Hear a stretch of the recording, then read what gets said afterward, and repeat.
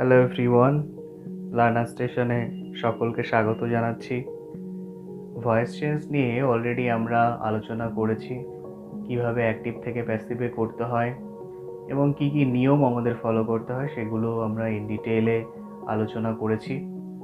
সেগুলো তোমরা যদি না দেখে থাকো ডেসক্রিপশন বক্স থেকে দেখতে পারো। আজকের ভিডিওতে বেসিক্যালি আমরা বিভিন্ন বোর্ডের পরীক্ষায়, বিশেষ করে মাধ্যমিক 11 এবং 12-এর ফাইনাল পরীক্ষায় যে সমস্ত ভয়েস চেঞ্জগুলো এসছে সেগুলো আমরা প্র্যাকটিস করব। ওকে, তোমরা শেষ পর্যন্ত মনোযোগ সহকারে দেখতে থাকো এবং চ্যানেলে নতুন হলে অবশ্যই সাবস্ক্রাইব করো এবং লাইক করো। চলো তাহলে শুরু করা যাক।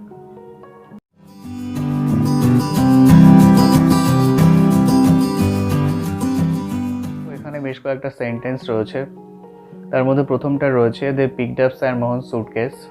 এটা ক্লাস 11-এ 2015-এর ফাইনাল পরীক্ষার এটা এসেছিল। দেখো সেন্টেন্সটা কী আছে, এরকম কোনো সেন্টেন্স যদি আমরা পরীক্ষায় পাই তাহলে আমাদের প্রাথমিক কী কাজ হবে, আমাদেরকে এটা দেখতে হবে এটা অ্যাক্টিভে আছে না প্যাসিভে আছে। দেখো এখানে সেন্টেন্সটার মধ্যে সাবজেক্ট হচ্ছে দে, ওকে, এটা হচ্ছে সাবজেক্ট, অ্যান্ড পিকড আপ মানে তুলেছিল, তাহলে এটা হচ্ছে ভার্ব। ওকে, এবার সাবজেক্ট হলো, ভার্ব হলো, এবার আমরা দেখতে হবে যে এটা অ্যাক্টিভে আছে না প্যাসিভে আছে। দেখো সাবজেক্ট দে পিকড আপ, তারা তুলেছিল, তাহলে সাবজেক্ট সরাসরি কাজ করছে। আমি বলেছিলাম সাবজেক্ট যদি সরাসরি কাজ করে তাহলে সেটা কি হবে, অ্যাক্টিভ হবে। সুতরাং এই সেন্টেন্সটা কি এসে আছে, অ্যাক্টিভে আছে। ওকে, এবার আমাদের দ্বিতীয় কাজ হবে দেখা সেন্টেন্সটার মধ্যে অবজেক্ট কি আছে, কারণ আমরা জানি অবজেক্ট ছাড়া তো ফার্স্ট চেঞ্জ সম্ভব নয়। তাহলে অবজেক্ট কি আছে, দেখো ভার্বকে কি বা কাকে দিয়ে প্রশ্ন করো, যদি উত্তর পাওয়া যায় তাহলে আমরা অবজেক্ট পাবো। তাহলে পিকড আপ, এটা ভার্ব, পিকড আপ মানে তুলেছিল, তাহলে কি তুলেছিল, দেখো স্যার মোহনস সুটকেস, এটা হয়ে যাচ্ছে অবজেক্ট। ওকে, তো স্যার মোহন সুটকেস হচ্ছে অবজেক্ট। এবার আমরা অবজেক্ট পেয়ে গেলাম, এবার আমরা ইজিলি সেন্টেন্সটাকে অ্যাক্টিভ থেকে প্যাসিভে করতে পারবো। ওকে, তাহলে আমরা অবজেক্ট পেয়েছি স্যার মোহনস সুটকেস, তাহলে ভয়েস চেঞ্জের নিয়ম হচ্ছে অবজেক্টটা সাবজেক্ট চলে আসে, তাই তো। তাহলে আমরা লিখব স্যার মোহনস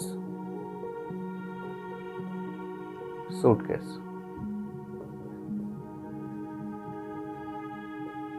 হয়ে গেল, সাবজেক্টে চলে আসলো অবজেক্ট স্যার মোহন সুটকেস। এবার আমাদের দেখতে হবে এখানে ভার্ব, ভার্ব কি আছে, ভার্ব আছে পিকড আপ, তাহলে এটা কিসে আছে, এটা পাস্ট টেন্সে আছে।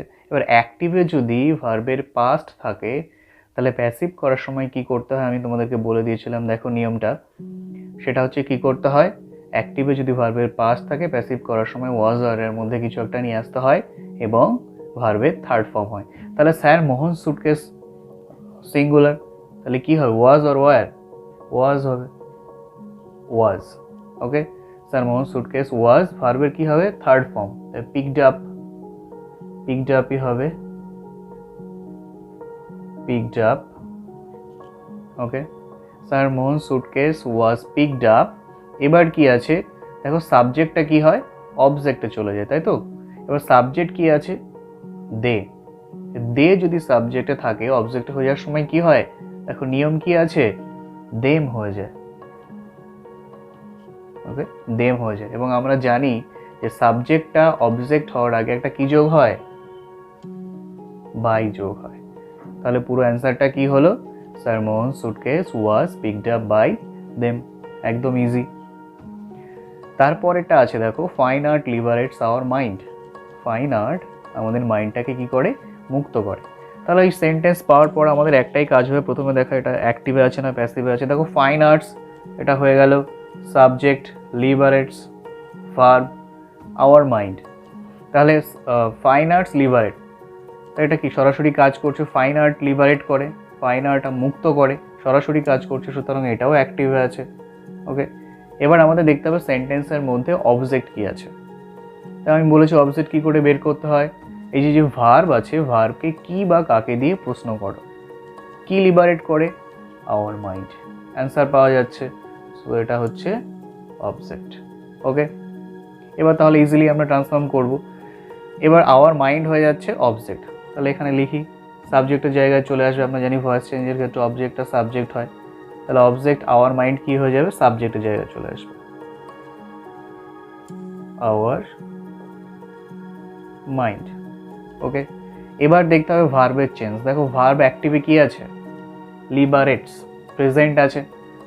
তাহলে অ্যাক্টিভে যদি ভার্ব সিম্পল প্রেজেন্ট থাকে, প্যাসিভ করার সময় আমাদের কি করতে হয়, দেখো নিয়মটা, প্যাসিভ করার সময় অ্যামিজারের মধ্যে কিছু একটা নিয়ে আসতে হয় এবং ভার্বের থার্ড ফর্ম হয়। তাহলে আওয়ার মাইন্ডের পরে কি বসবে, ইজ, যেহেতু এটা সিঙ্গুলার, আওয়ার মাইন্ড ইজ। এবার ভার্বের কি হবে, third form, hour mind is liberated, hour mind is liberated. এবার কি হবে, সাবজেক্ট অবজেক্টে চলে আসবে, ফাইন আর্টস। তার আগে একটা কি হবে, বাই। সো কমপ্লিট অ্যান্সার কি হবে, our mind is liberated by fine art. Okay, আশা করি বুঝতে পারছো। পরেরটা দেখো, I am watching TV, I am watching TV, এটাও মাধ্যমিকের একটা কোশ্চেন। তো সেন্টেন্সটা পাওয়ার পর আমাদের প্রথম কাজ হবে দেখে নেয় অ্যাক্টিভ আছে আর প্যাসিভে আছে। আই অ্যাম ওয়াচিং টিভি, আমি টিভি দেখছি, তাহলে এখানে সাবজেক্ট কে, I, watching TV verb. Okay, তাহলে আই কথাটা এখানে সরাসরি কাজ করছে, তাহলে এটাও কি আছে, অ্যাক্টিভে আছে। ওকে, এবার দেখতে হবে আমাদের সেন্টেন্সটার মধ্যে অবজেক্ট কোনটা। তাহলে অবজেক্ট কি, ভার্বকে কি বা কাকে দিয়ে প্রশ্ন করো, কি দেখছি, টিভি, দেখো অ্যান্সার পাওয়া যাচ্ছে, তাহলে এটা হচ্ছে অবজেক্ট। এবার আমরা সিম্পলি ট্রান্সফর্ম করব অ্যাক্টিভ থেকে প্যাসিভে। তাহলে অবজেক্টটা কি হবে, সাবজেক্টে চলে আসবে, তাই তো।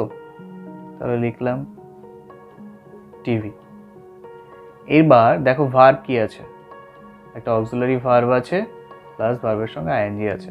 তাহলে অ্যাক্টিভে যদি অ্যামিজার প্লাস ভার্বের সঙ্গে আইএনজি থাকে, প্যাসিভে করার সময় কি করতে হয়, দেখো নিয়মটা কি আছে, অ্যামিজারের মধ্যে যে কোনো একটা নিয়ে আসতে হয়, টিভি, এরপর কি হয়, অ্যামিজারের মধ্যে কি বসবে, ইজ, আর নতুন করে একটা কি নিয়ে আসতে হয়, বিং, BEING, বিং নিয়ে আসতে হয়।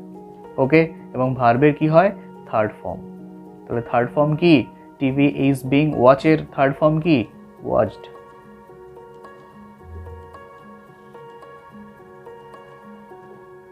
Is being watched. দেখো এবার কি হবে, সাবজেক্টে কি আছে, আই অবজেক্ট আসলে কি হবে, মি, তার আগে একটা বাই যোগ হবে। এটা হচ্ছে complete answer, TV is being watched by me. আশা করি তোমরা বুঝতে পারছো। চলো আরো কিছু এক্সাম্পল দেখে নেওয়া যাক। দেখো এখানে যে এক্সাম্পল প্রথম রয়েছে সেটা হচ্ছে they have worked out the sum, তারা অঙ্কটা সমাধান করেছে। তাহলে আমরা দেখে নিই অ্যাক্টিভে আছে না প্যাসিভে আছে। দে হ্যাভ ওয়ার্কড আউট, তাহলে দে হচ্ছে এখানে সাবজেক্ট, ওয়ার্কড আউট হচ্ছে ভার্ব, তাহলে তারা সমাধান করেছে।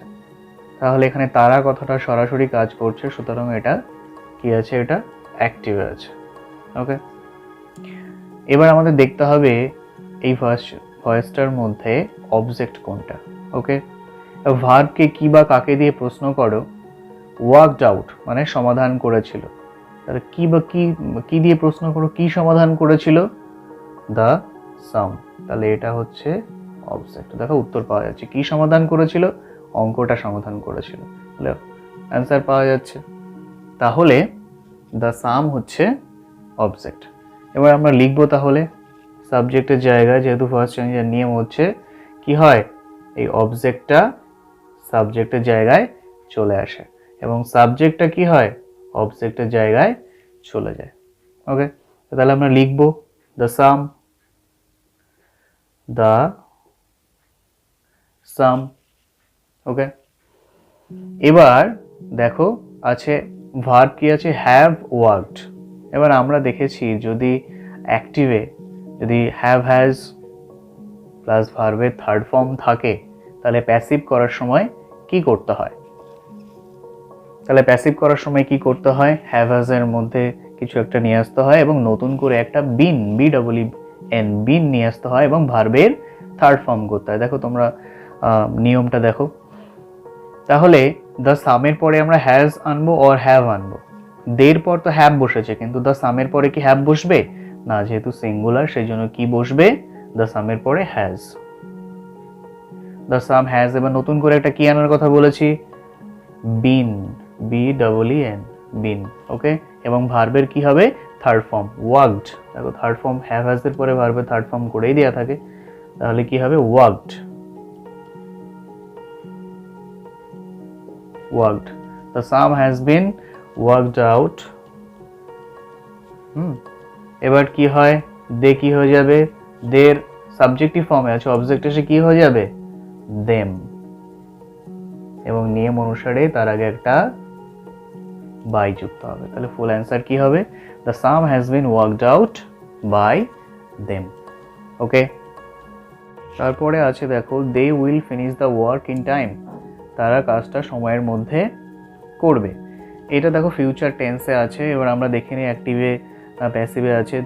দে হচ্ছে সাবজেক্ট, উইল ফিনিশ হচ্ছে ভার্ব। তাহলে দে সাবজেক্টটা সরাসরি কাজ করছে, তারা শেষ করবে, সুতরাং এখানে সরাসরি কাজ করছে, সুতরাং এই সেন্টেন্সটাও কি আছে, অ্যাক্টিভে আছে। এবার আমরা দেখব অবজেক্ট কি আছে। উইল ফিনিশ শেষ করবে। এবার শেষ করাকে কি বা কাকে দিয়ে প্রশ্ন করো, কি শেষ করবে, দেখো অ্যান্সার পাওয়া যাচ্ছে, দ্য ওয়ার্ক। ওকে, তাহলে এটা হয়ে যাচ্ছে আমাদের অবজেক্ট। এবার নিয়ম অনুসারে প্যাসিভ করার সময় অবজেক্টটা কি হয়, সাবজেক্টে চলে আসে, তাহলে লিখলাম দ্য ওয়ার্ক। ওকে, এবার দেখো তো অ্যাক্টিভে যদি শ্যাল উইল থাকে, প্যাসিভ করার সময় কি করতে হয়। দেখো প্যাসিভ করার সময় নিয়ম হচ্ছে শ্যাল উইলের মধ্যে একটা নিয়ে আসতে হয়, তাহলে আমরা লিখলাম এখানে উইল, এবং নতুন করে একটা কি নিয়ে আসতে হয়, বি, এবং ভার্বের কি হয়, থার্ড ফর্ম হয়, তাহলে ফিনিশের থার্ড ফর্ম কি, ফিনিশড, উইল বি ফিনিশড। এই অংশটুকু আমরা এখানে লিখে দিতে পারি, ইন টাইম। এবার দেখো এখানে সাবজেক্ট কি আছে, দে, অবজেক্ট এসে কি হবে, দেম, এবং তার আগে নিয়ম অনুসারে যুক্ত হবে বাই। ওকে, তাহলে কমপ্লিট কি হলো, the work will be finished in time by them. Easily করা যায়। তারপরেরটা আছে দেখো, the hermit was digging the ground. এটা ক্লাস 12-এর ফাইনাল পরীক্ষায় কোশ্চেনটা এসেছিল, the hermit was digging the ground.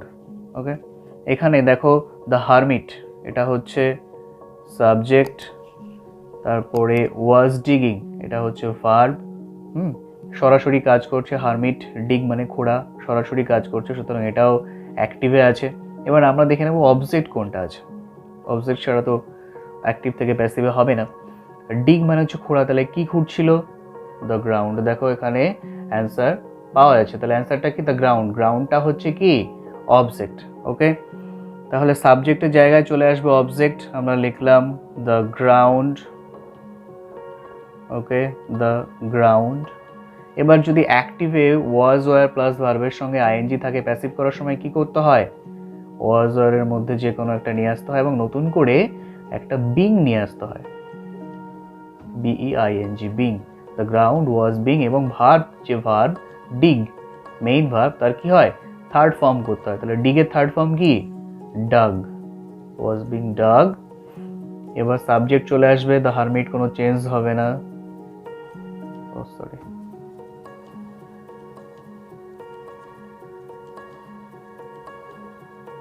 The hermit, তার আগে নিয়ম অনুসারে কি হবে, বাই। তাহলে কমপ্লিট অ্যান্সার কি হলো, the ground was being dug by the hermit. Okay, আশা করি তোমরা ইজিলি বুঝতে পারছো। দেখো এখানে আরও কিছু এক্সাম্পল রয়েছে। প্রথমটা আছে রিড দ্য বুক। এই সেন্টেন্সটার মধ্য দিয়ে কি বোঝা যাচ্ছে দেখো তো, আগের যে সেন্টেন্সগুলো আমরা করলাম তার থেকে কি এটাই কিছু পার্থক্য বোঝা যাচ্ছে। দেখো এই সেন্টেন্সের প্রথমে ভার্ব আছে, সেন্টেন্সের প্রথমে যদি ভার্ব থাকে এবং দেখো সেন্টেন্সটা পড়ে রিড দ্য বুক, বইটা পড়ো, তাহলে কি একটু অর্ডার বোঝাচ্ছে না? তাহলে অর্ডার বোঝাচ্ছে এবং সেন্টেন্সের প্রথমে ভার্ব আছে তাহলে এবং লাস্টে ফুল স্টপ আছে, তাহলে আমরা কি বুঝবো এটা কোন সেন্টেন্স? Imperative sentence. ওকে,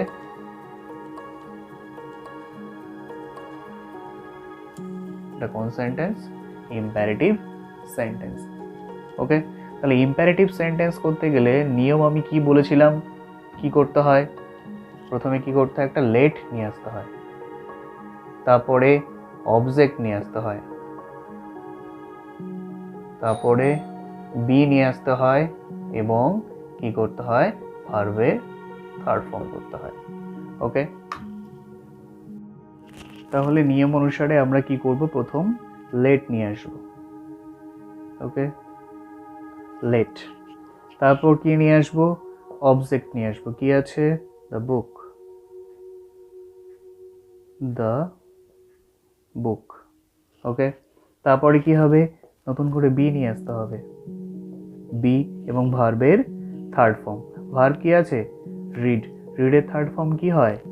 রিডই হয়। তাহলে কমপ্লিট অ্যান্সার কি হলো? Let the book be read. Okay, তারপরে সেন্টেন্সটা দেখো, please go home, please go home, দয়া করে বাড়ি যাও। তাহলে এটা দেখো রিকোয়েস্ট বোঝাচ্ছে না?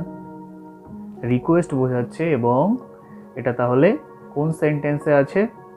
ইম্প্যারেটিভ সেন্টেন্সে, কারণ আমরা জানি আদেশ, অনুরোধ, উপদেশ এগুলো ইম্প্যারেটিভ সেন্টেন্সের মধ্য দিয়েই বোঝানো হয়। দেখো প্লিজ অনুরোধ করছে, তাহলে এরকম যদি সেন্টেন্স থাকে, আমি বলেছিলাম কিভাবে তোমরা করবে যদি প্লিজ থাকে বা কাইন্ডলি থাকে, তাহলে প্রথমে কি লিখতে হয়?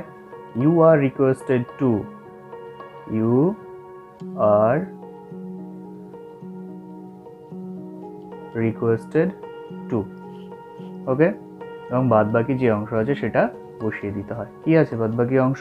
গো হোম, গো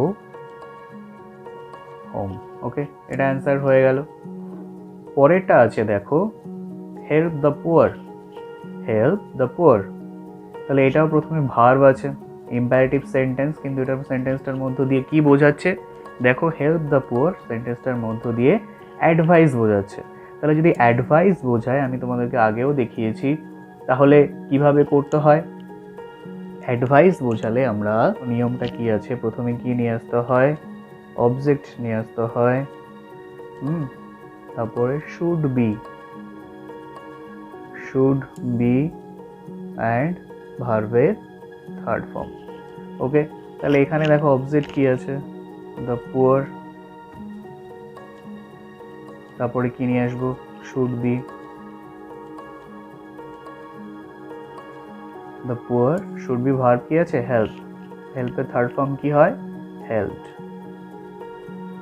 তাহলে এইভাবে সিম্পলি আমরা অ্যান্সার করতে পারি the poor should be helped. তাহলে এখানে দেখো আমরা প্রথমটা আমরা এটা অর্ডার বোঝাচ্ছি, অর্ডার করা হলো, সেকেন্ড যেটা আছে এটা রিকোয়েস্ট আমরা করলাম, এবং থার্ড অ্যাডভাইস। তাহলে ইম্পারেটিভ সেন্টেন্স কিন্তু আমাদের পুরোটা কমপ্লিট হয়ে গেল। আগে যে সেন্টেন্সগুলো আমরা প্র্যাকটিস করলাম সেখানেই কিন্তু দেখতে পাবে তুমি আমরা present indefinite tense, present continuous, perfect continuous এবং ফিউচার টেন্সও করেছি, যেগুলো সাধারণত পরীক্ষায় আসে। নেক্সট ভিডিওতে আমরা ইন্টারোগেটিভ সেন্টেন্স এবং ইনফিনিটিভ যদি থাকে ভয়েস চেঞ্জ, তাহলে সেটা কীভাবে চেঞ্জ করতে এবং কোয়াসি প্যাসিভ ভয়েস যেটা ব্যতিক্রম ধর্মী আছে সেটা নিয়ে আলোচনা করব। So thank you.